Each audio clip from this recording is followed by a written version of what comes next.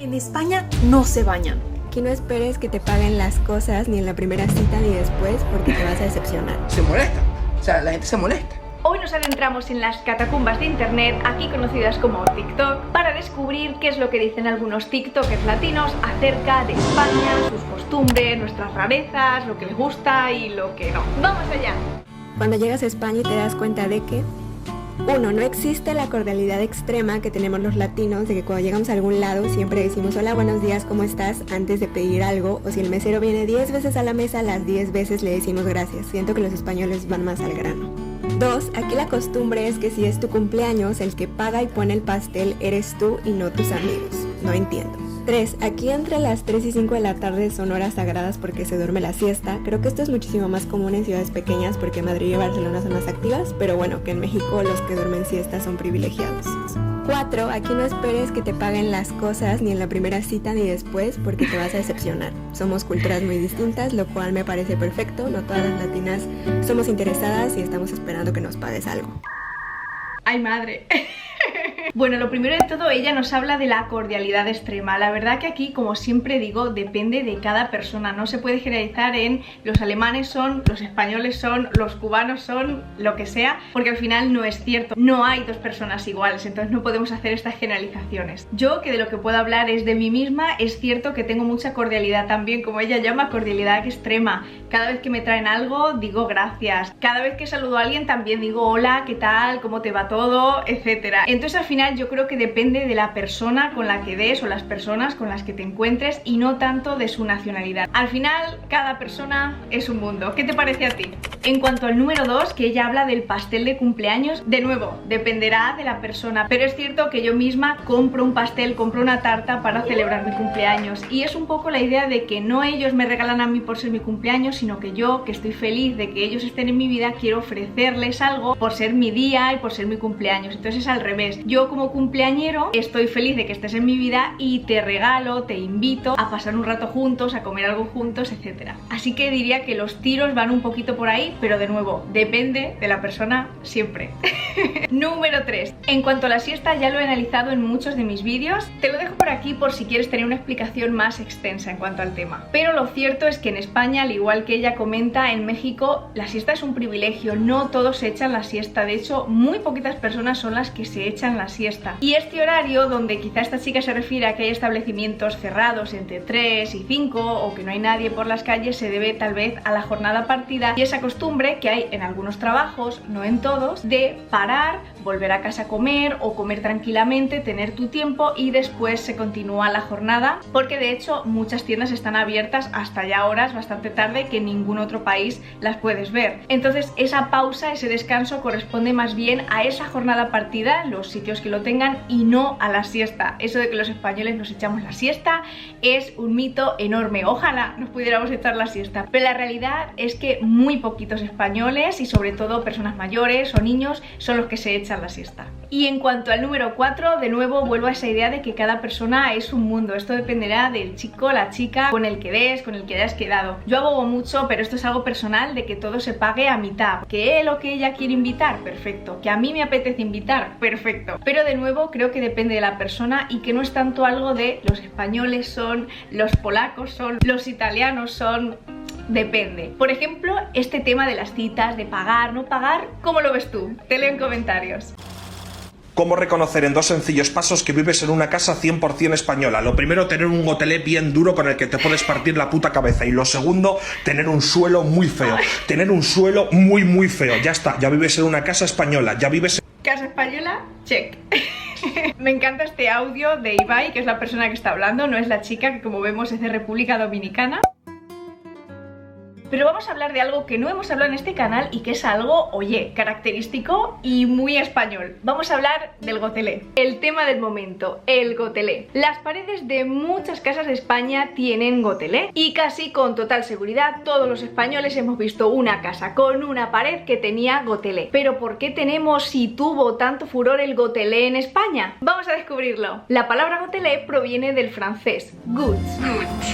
gotas. Sin embargo, esta técnica y esta tendencia del gotelé no se ve tanto o no se ve apenas en casas francesas. ¿Por qué entonces tuvimos esa moda en España? Su origen parece estar en los años 60. En esa época hubo un éxodo masivo, es decir, muchas personas que vivían en pueblos de España se trasladaron a vivir a ciudades españolas, debido al auge de las industrias y buscando un trabajo y una vida mejor. Las ciudades entonces tuvieron que acoger a un montón de población nueva que cada vez era mayor y mayor. Tanto era así que empezó el frenesí constructor. Empezaron a construir bloques de vivienda muy rápido, bloques que parecían aparecer de la noche a la mañana. ¿Qué es lo que pasa con estas cosas? Pues que al hacer las cosas muy rápido no salen del todo bien, y ahí es donde aparece nuestro amigo el gotelé. Muchas de las paredes tenían desperfecto debido a construirse tan rápido, así que el gotelé ahí cumplía una función esencial de cubrir esos desperfectos. Así que efectivamente esta técnica de pintura al temple y acabado granuloso servía para ocultar esas imperfecciones en las paredes. Si el muro tenía algún desnivel o si no estaba recto, el gotelé cubría y ocultaba todo. Asunto solucionado, y además era decorativo, oye. Y así fue como poco a poco el gotelé fue introduciéndose en las casas españolas y convirtiéndose en una estampa muy habitual en aquellos años, incluso hasta hoy. Y sí, el gotelé todavía lo podemos ver hasta nuestros días, donde aunque ya no es algo habitual, todavía se conserva en algunas viviendas. ¿Y el gotelé tamarindo qué? ¿El gotelé tamarindo? Te acabo de explicar, macho. En fin, lo cierto es que el gotelé va camino a ser un dinosaurio más y que acabará desapareciendo con el paso de los años. Pero pase el tiempo que pase, lo cierto es que recordaremos siempre el gotelé con muchísima nostalgia. ¡No me van a volver a ver, malparidos!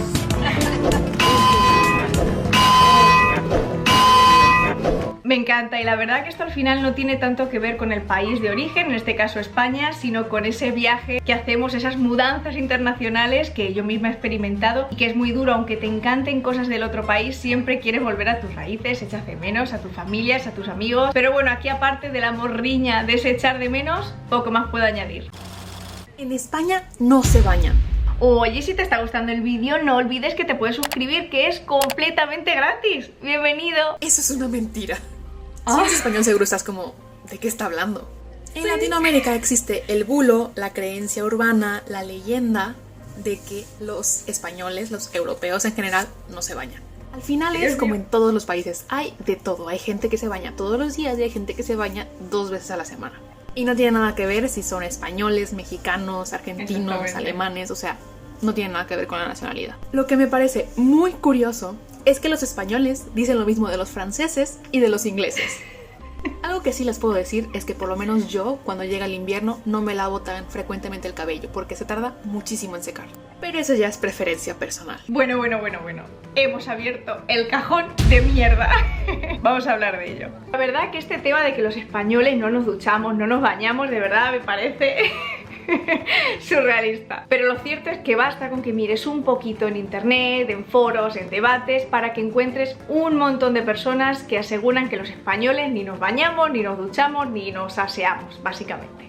Cosa que no es cierta. Como digo siempre, por supuesto, hay excepciones. Habrá quien se duche más, quien se duche menos, quien no se duche y quien se duche a cada rato. Pero al final no se puede generalizar con nada en esta vida. Y la verdad es que indagando acerca de este tema y viendo si esta idea preconcebida, si esta especie de estereotipo negativo hacia los españoles viene de algún lado, me he encontrado con comentarios de gente que dicen lo siguiente. Se dice eso porque muchos latinoamericanos, ya que son de zonas más calientes, se bañan una vez al día, incluso quienes varias veces al día. Hay países de Europa que son más fríos y la gente no ve la necesidad hiperactiva de bañarse a diario. Sin embargo, el cuerpo produce ciertos olores, aun en clima frío, que se nota a veces en ciertos lugares cerrados. Por eso muchos latinos acostumbrados a que la gente huela a recién bañado, con sus excepciones, obviamente, igual la gente en ciudades, en un metro o bus, apestan por el calor. Pero en Europa entonces muchos no huelen a recién bañado y a veces se nota con gente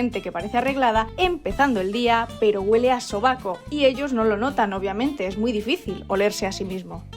Me hace mucha gracia eso de huele a sobaco, pero ellos no lo notan porque es muy difícil olerse a sí mismo. ¿Será por eso que existe esa idea preconcebida falsa acerca de los españoles y más aún hacia los europeos? ¿Qué opinas tú? Te leo en los comentarios. Cosas que odio de vivir en España en estos momentos. Hay un cento frío. Yo sé que en México también hay frío, pero yo soy de Cancún. Siempre he vivido en Holbox, que está a 1 hora y media de Cancún. Es verano todo el año. Hoy amanecía 2 grados. Aquí en Mallorca no es que haya el gran frío de Madrid, pero es que hace mucha humedad. Como que la humedad se te mete en la espalda y vas así. Y no puedes estar así porque te juro que el frío no te deja. No soporto el frío. Pero el frío no me detiene. Primero llevamos una chaqueta grande con una camiseta, luego otra camiseta y luego otra camiseta. Yo en Polonia estaba igual. Pero en serio, siento decepcionarte. A mí no me detiene. Lo bueno es que estoy en esta isla que siempre es sol y casi siempre hace calor. El problema es que mi calor son los 30 para arriba. 27 estoy ahí. Si estás a 21 grados, para muchos españoles es calor. Bueno, esta no es más que otra de esas realidades que rompe y destroza esos mitos que tienen muchos extranjeros de España, de que siempre en España, da igual donde sea, norte, sur, centro, pa' dentro, hace calor. Y no es cierto. Lo cierto es que España tiene una multitud de climas diferentes y ya digo que esto al final depende de dónde vayas. Pero de verdad me identifico mucho con esta chica, sobre todo cuando yo vivía en Polonia. O sea, vivía igual, con capas y capas y capas. Está nevando una locura. Está todo blanquísimo, mirad. Blanco, blanco, blanco. Mira, es algo que yo todavía no entiendo de aquí a España. Y mira que mi papá es español y mi familia es española. En Venezuela es súper usado el término chica para referirse a una mujer joven o chama. Porque mujer pues suena muy mayor y señora también. Pero aquí en España está súper mal visto decirle a una chama chica. Que si le dice chica, disculpa, ¿sé dónde está tal? O chica, disculpa, ¿me puedes dar esta dirección? O lo que sea. Se molestan. O sea, la gente se molesta, ¿verdad? Yo no entiendo por qué. Porque en Venezuela siempre ha sido chico, disculpa, chica, disculpa. Y aquí no. Entonces, ¿cuál término tengo que usar? O sea, porque chavala me suena como que a mí no me queda bien. Y de los demás, pues no tengo ni idea. Así que si alguien me quiere instruir, si alguien me quiere facilitar la información, gracias. Marco, voy a intentar instruirte. A mí es verdad que también lo de chica me suena un poquito raro siendo española. Yo lo que le aconsejaría es que puede decir cosas del tipo: hola, perdona, ¿dónde está la panadería? O algo del tipo: hola, disculpa, mira, ¿tienes hora? Algo así. Yo introduciría alguna de esas formas como de respeto y de cortesía, de disculpa, disculpe, perdona, perdone. Pero ya digo, al final depende hasta casi de cada persona. ¿Cómo lo dirías tú? Pónmelo en comentarios. ¡Vete para España, que hace calor!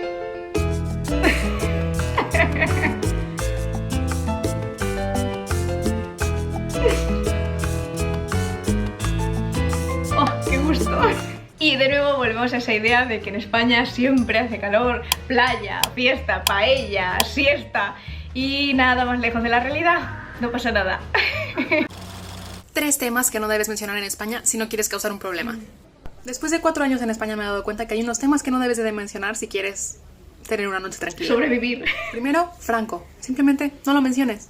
Segundo, fútbol, sobre todo si es Madrid contra Barcelona. Tercero, y el más importante, es que si la tortilla de patata lleva o no lleva cebolla. Verdad verdadera. Este es uno de esos TikTok que a mí es que me dan vidilla, me dan la vida. Así que vamos a abrir el melón aquí. ¿Tortilla española de patatas con cebolla o sin cebolla? Te leo en comentarios y empiezo yo. Yo me declaro fan de la tortilla de patatas con cebolla. Oye.